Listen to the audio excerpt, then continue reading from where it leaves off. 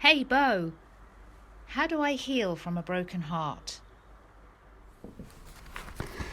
So, my goodness, yeah, a broken heart. It's something we have all experienced. But think of it this way: a broken heart is a consequence of putting your heart in a position to be broken. If you're not putting your heart in a position to be broken, then in some sense, how are you even in a relationship at all? Um, so, I would suggest that a broken heart is like a scar. It's like falling down with skiing. It's a tremendous sign that you had the courage to engage in a relationship with someone else whose behavior, whose thoughts you can't control. It demonstrates your courage to surrender to that relationship. So, one point I would make in dealing with a broken heart is to see it as a medal, a validation that you had the courage to truly love someone. What happens though when we experience a broken heart? Well, one of those answers is that it has a lot to do with what the source of that broken heart, and often it has to do with betrayal. So it's kind of the death of an identity, that identity that's co-created with another person. So a broken heart is essential for living. It's essential for living well. It's a sign that you're actually trying to live well. And what happens to your brain when you experience a broken heart is that your fear centers can actually light up, and they'll stay elevated, and you will become hyper vigilant, and you even restless. You'll get anxious, and in some sense you're perpetually on guard, which means when you enter another relationship, you will kind of be on guard, never really fully surrender yourself. And what's more, because that becomes a familiar state, the idea of loss becomes a familiar state, possibly, then you start looking for evidence to confirm that you're going to be left. You'll be looking for evidence of betrayal, not for evidence of love and giving. And ironically, that will perpetuate the likelihood of the betrayal. Because ironically, you'll be looking for confirmation of what you assume to be true already, that you're not good enough, or that someone's going to leave you, someone's going to cheat on you, or maybe that you're going to cheat on someone else, or the dishonesties. And then you actually perpetuate the very same thing, which is actually one of the reasons when we feel a broken heart, we feel the pain. Often that pain and anger, resentment is towards self. A lot of people don't actually take this on board. And so what can we do about a broken heart? And one of the things that we typically do, and even psychologists and pseudotherapists in some sense, ill-informed therapists do, is that what you want to do is maintain your independence, and in some sense almost maintain the distance, which in fact is not what you want, but what you're really doing is maintaining your possibility of not having your heart broken. Right? You're actually protecting yourself, but it's unfortunately sort of put in the guise of strength, that I'm an independent man or woman, I don't need anyone else, etc. And well, not surprised when someone doesn't actually end up wanting to be with you, or you lure them in with love or physicality or whatever it might be, and then as the relationship becomes more and more important to you, you feel your identity becoming more meshed, which is not necessarily a bad thing. You then start pulling back. But you'll tell yourselves all kinds of wonderful stories about why you're pulling back, when in fact you're just pulling back. And what is almost inevitable is you're going to have your heart broken.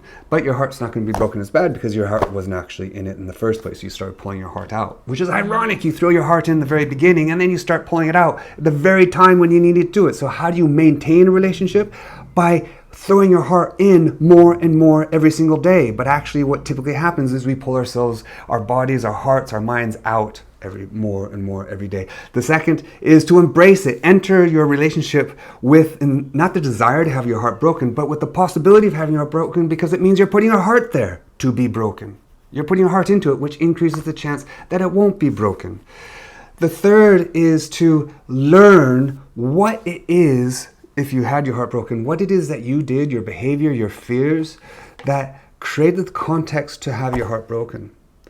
and become proactive in that. And then don't just talk about it and immerse yourself in it, but then do something about it, right? Do something about it. It's a practice. Engage in it. And the fourth, which as always I will come back to, is to help someone else. When you're in the moment of pain, help someone else who is in pain. And offer them your lessons of yourself. Demonstrate your courage to them, that you were able to look at yourself and whatever that, and how you choose at that moment how to respond to your broken heart. Is it going to be something that destroys you, or is it going to be something that actually enables you to add energy and beauty to life? I'll tell you a personal story. During one of my first divorce, I got married very young, and there were various things that happened. I experienced what I felt like a lot of betrayal. And it was a beautiful person. The person remains an absolutely gorgeous, beautiful person. But one of the things I found myself as deeply painful. And I found myself actually volunteering at the sick kids hospital. And I was working with kids who were in the pediatric oncology unit, which means they were in the moment of near death, and many of them were going to die the next day, the next week.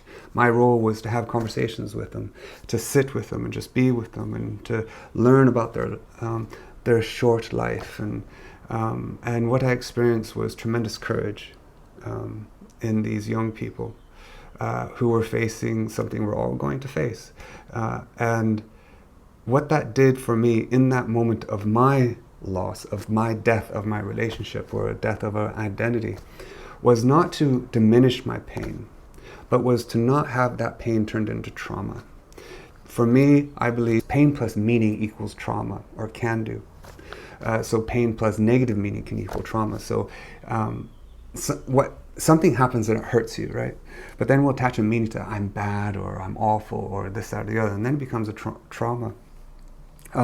What this showed me is that I could enabled me to experience the pain and give me the courage and thought to be able to look at myself and the context that I created for being what I thought was betrayal. And from that enabled me, I hope, to have an even better relationship around, and then a better relationship after that, and even a better relationship after that. And the willingness to actually put my heart on the table and say, okay, let's try this again. Here you go. Please look after it, right?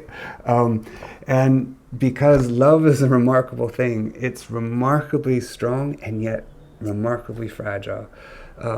And so to offer our hearts, not our soul, to offer our hearts to another person, I would argue is a sign of courage, not confidence. And to fight the desire to distance, to fight the desire to put oneself first as a way of protecting oneself, is to offer oneself. And if you offer oneself, it increases the chance that you will be loved.